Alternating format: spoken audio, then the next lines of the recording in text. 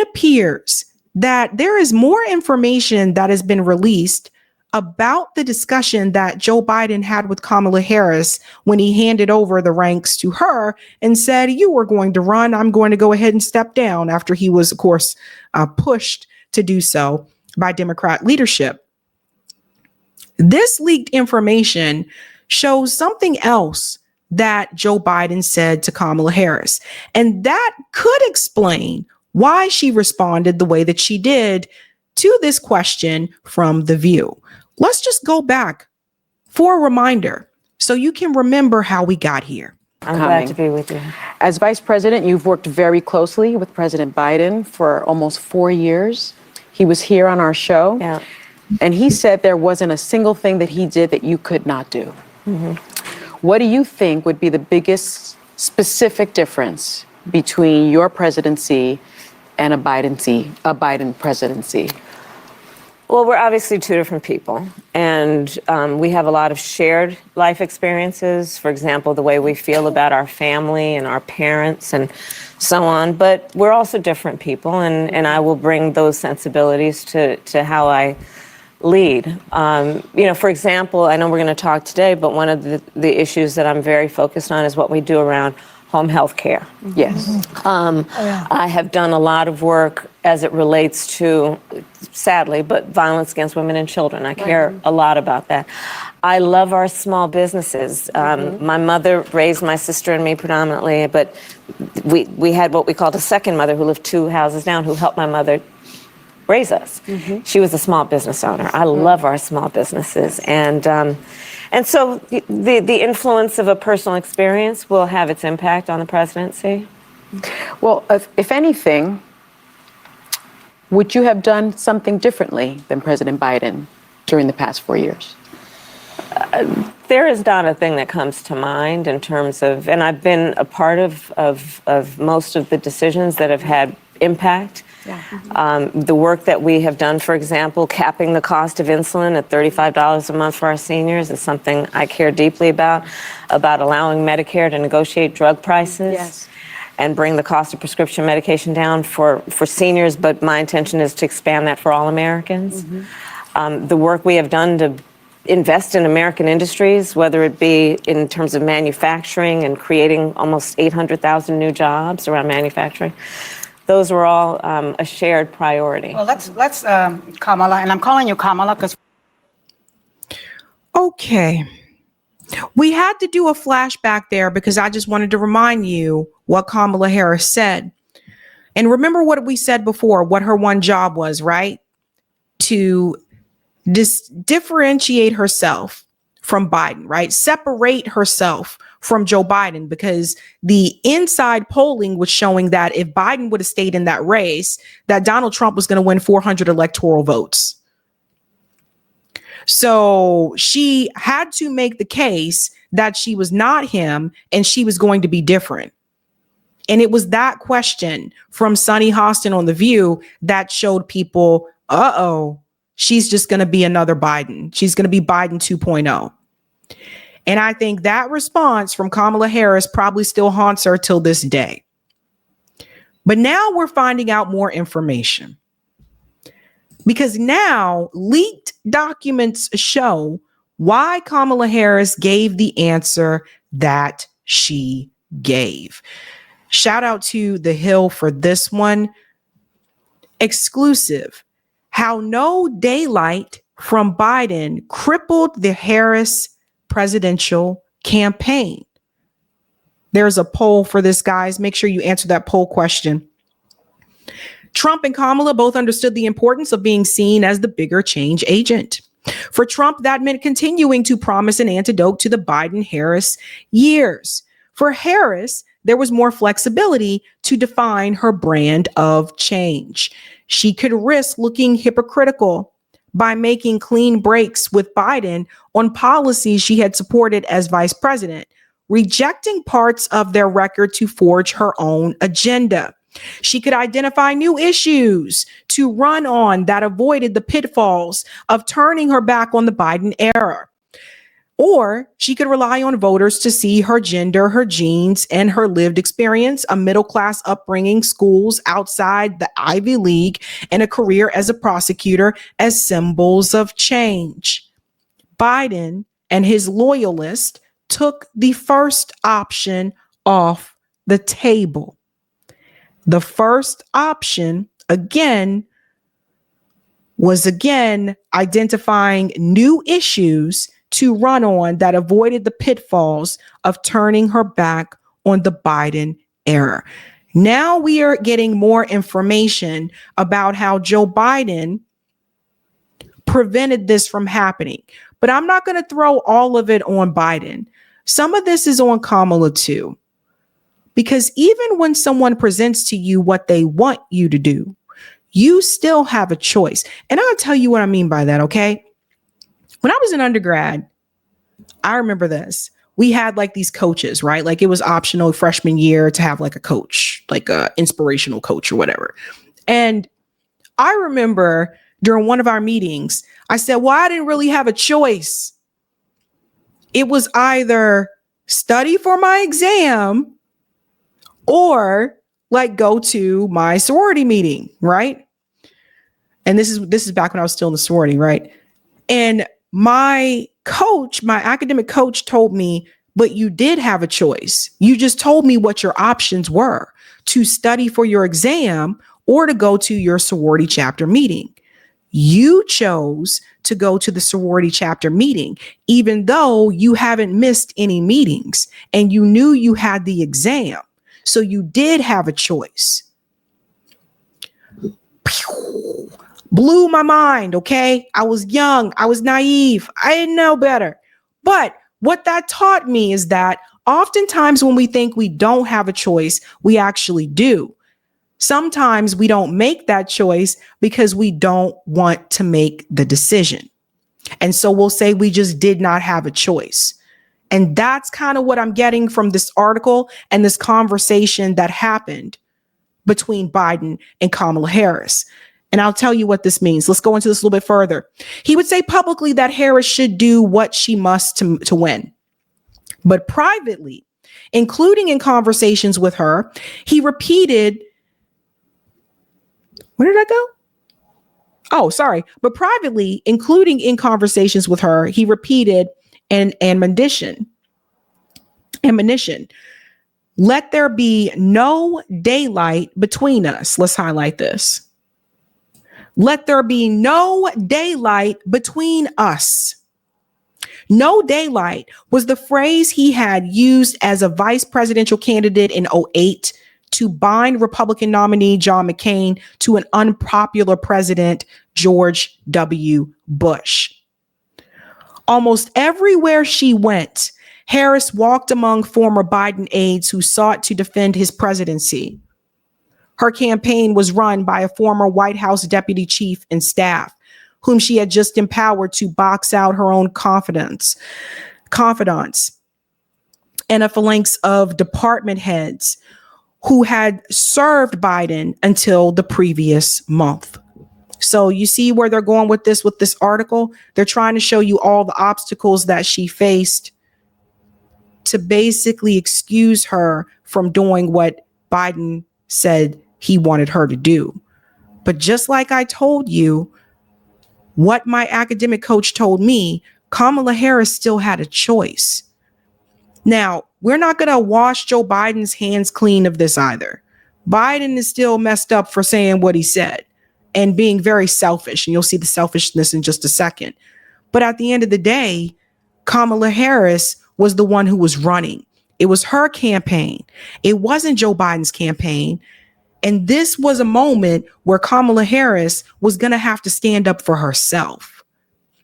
What is the point of breaking glass ceilings? And that's what they said when Kamala became the first woman vice president.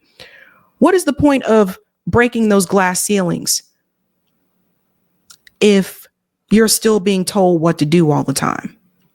What is the point of breaking those glass ceilings if you can't stand up for yourself? Because at that point, you're just arm furniture. It goes on to say here, where did we go? almost everywhere. Oh, we did almost everywhere she went. Sorry.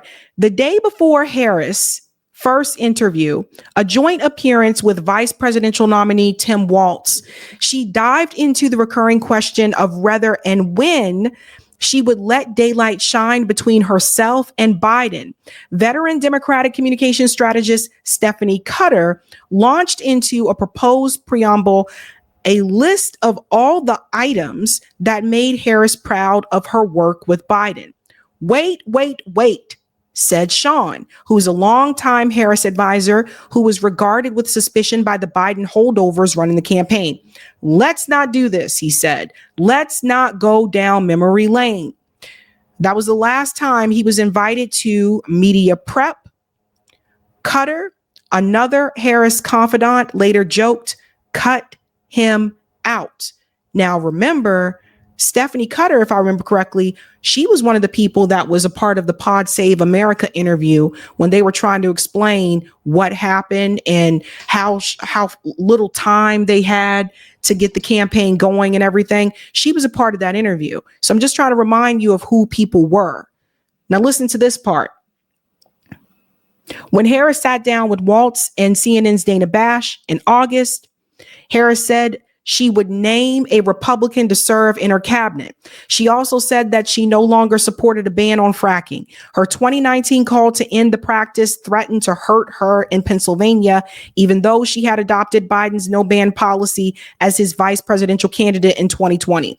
But the first portion of the 1-on-2 interview, the part more viewers were likely to watch, featured Harris reciting a laundry list of Biden's policies while she was sitting next to Walz in a chair that seemed to be placed her below him and heaping praise on Biden's record.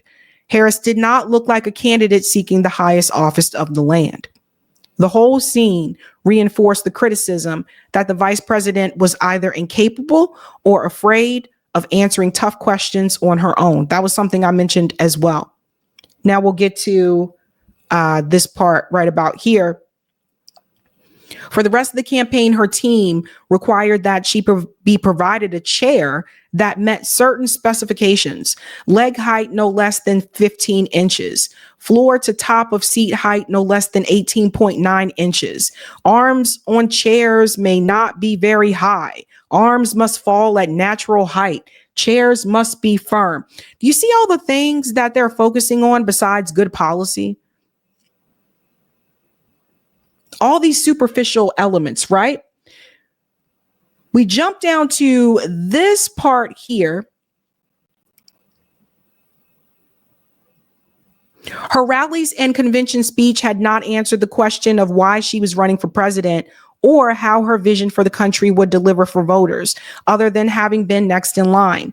She was running out of major moments to explain a vision to a broad audience.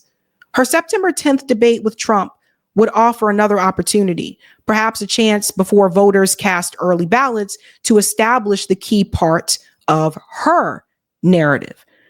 But the day of the debate, Biden called to give Harris an unusual kind of pep talk and another reminder about the loyalty he demanded.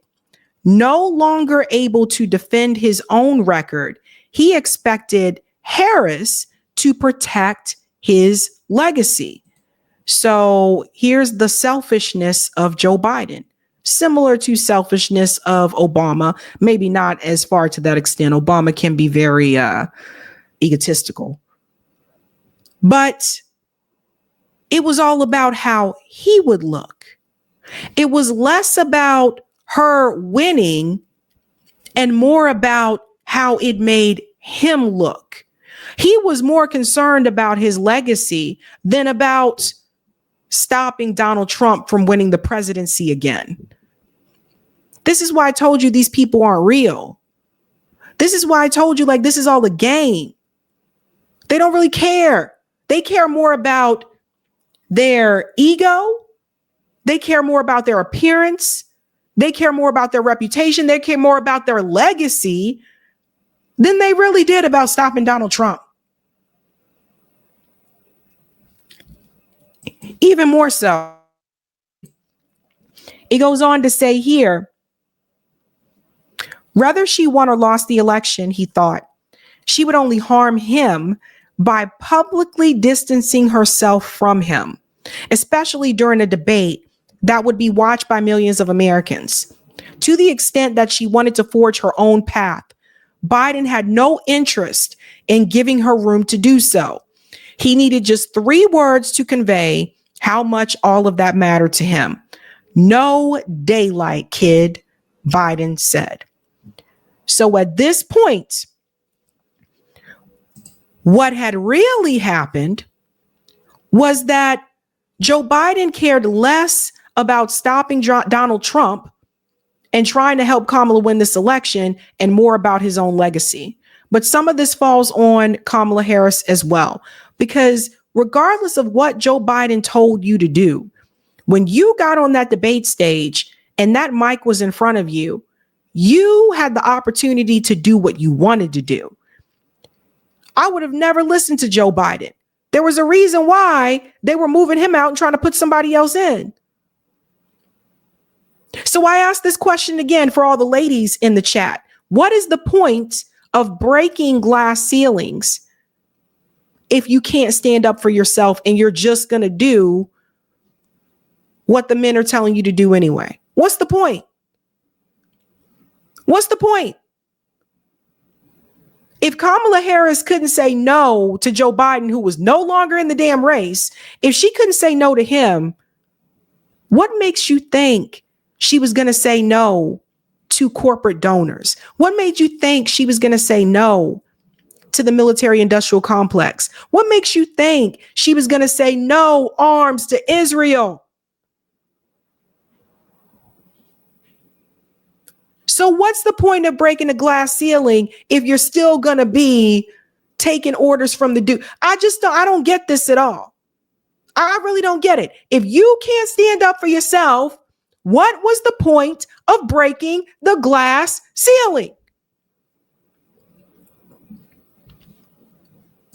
You will see even now, the Democratic Party and the donor base, they feel like they owe this to Kamala Harris because she lost, and the way that she lost, because she lost the popular vote. They feel as though they have to make it up to her. So now Kamala Harris is supposed to be running for governor of California. And because they feel that they owe her something because of the way that things played out, now there seems to be this sentiment that when she gets in the race, other Democrats are supposed to move out the damn way. And you'll see what I mean right here from this clip from Case Study QB, where Katie Porter makes this kind of clear. Listen to this. This is what's happening, folks. There are rumors that the vice president may get in the race later. I saw some reporting that you said that the vice president might clear the field. And I was surprised to see that one of your advisors apparently told CNN that you wouldn't run against Kamala. Is that true? Well, so listen, what I've said and what I'm going to say again today is that I think if Kamala comes into this race, especially if she comes in tomorrow, she comes in now, it's going to have a near field clearing effect. It's just going to be, well, I'm not sure who all, there's a big field of people. And some of them have said they're staying in no matter what. Right. So I think it's going to shake up the field. I said it's going to have a sort of a seismic effect. That said, we got to start this process now. Kamala's going to make her decision in her own time. The vice president is owed that. That's her decision to make. And I've worked with her. I know that she's a careful decision maker. She's a thinker. And so she's going to make her decision. But in the meantime, it is full speed ahead.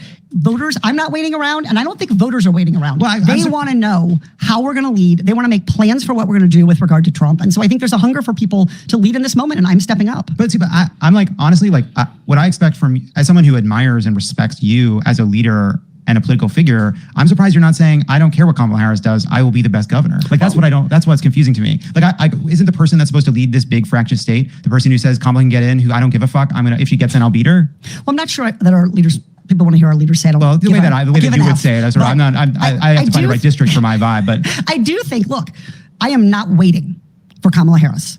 And I don't think anyone should who wants to lead. I think what it means to lead is to literally step forward, right? To be willing to be at the tip of the spear in this moment. That's exactly why I'm launching. That's why I've been working on this. I am not sitting back waiting to see what Kamala does. I am not considering other races, hedging my bet.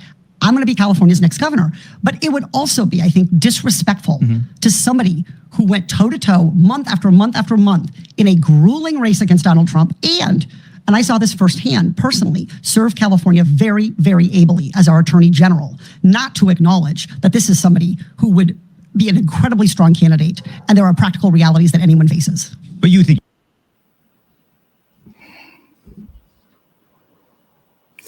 all of them have already received marching orders because they believe that they have to give something to Kamala because she lost the presidential election. So they got to give her something. So they've already got Katie Porter already received the marching orders from the Democratic Party, from Dem leadership. When Kamala Harris announces that she's running for governor in this race, you need to step aside. Katie Porter is sitting there telling you that she's forging on until Kamala Harris announces, and then she's stepping aside. It has already been decided. They've already decided this, ladies and gentlemen. This is exactly what I was talking about. So because she lost in the way that she lost, they're still trying to make Kamala happen. They're still trying to make her a thing.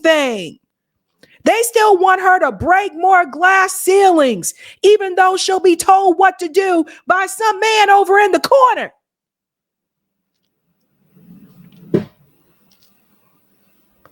They feel like they owe this to Kamala Harris.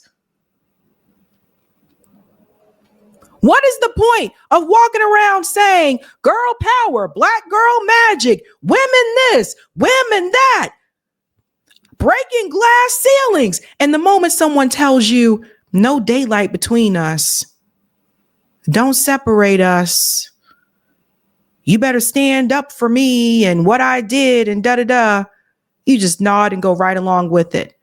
Why would you trust that person as a politician? Why would you even trust them as a governor? All these things that are coming out now, and to keep it real, if Kamala Harris would have won, you would have never heard about the things you're hearing about now. Tim Walz is out there doing town halls, going across the country, telling people, giving people the business and telling them what happened.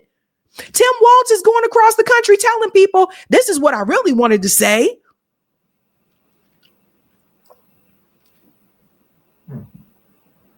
For all the women that are watching, especially younger women, Jesus Christ, younger women, this is why you can't just fall for the symbolism. You can't fall for the, she's breaking glass ceilings. Oh my God, we got a woman and a woman of color. Because oftentimes what I've seen when people get those positions, guess what? They ain't making no damn decisions.